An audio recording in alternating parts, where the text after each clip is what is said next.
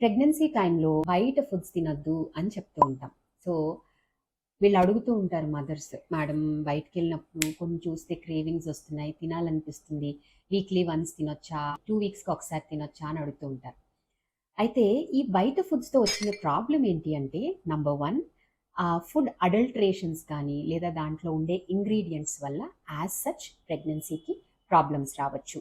Number 2 ఈ ఎట్లా prepare చేస్తున్నారు, ఎట్లా స్టోర్ చేస్తున్నారు, హైజీనిక్ కండిషన్స్‌లో చేస్తున్నారా లేదా ఇవన్నీ మనకు తెలీదు. సో, అట్లాంటి ఫుడ్సు ప్రెగ్నెంట్ మదర్స్ తిన్నప్పుడు ఏమవుతుందంటే యాస్ సచ్ ప్రెగ్నెన్సీలోనే బాడీ, తర్వాత గట్ అంటే మన డైజెస్టివ్ సిస్టమ్ కాస్త సెన్సిటివ్‌గా ఉంటాయి. దానివల్ల మీకు ఇన్ఫెక్షన్ వచ్చే ఛాన్సెస్ ఎక్కువుంటాయి. అండ్ ఇన్ఫెక్షన్స్ ప్రెగ్నెన్సీలో వచ్చినప్పుడు నార్మల్ వాళ్ళలాగా అంటే నాన్ ప్రెగ్నెంట్ లాగా మనం ఏ మందులు పడితే ఆ మందులు ఇవ్వలేము. And severity of the infections కూడా ఎక్కువ ఉంటాయి. సో అట్లా వచ్చినప్పుడు మీరు మీ బేబీయే కదా సఫర్ అవ్వాల్సి వస్తుంది. సో మీకు క్రేవింగ్స్ ఉన్నప్పుడు సాధ్యమైతే అది ఇంట్లో ప్రిపేర్ చేసుకోవడానికి ట్రై చేయండి. Once in a while it's okay, but try to choose whether it is hygienic or not.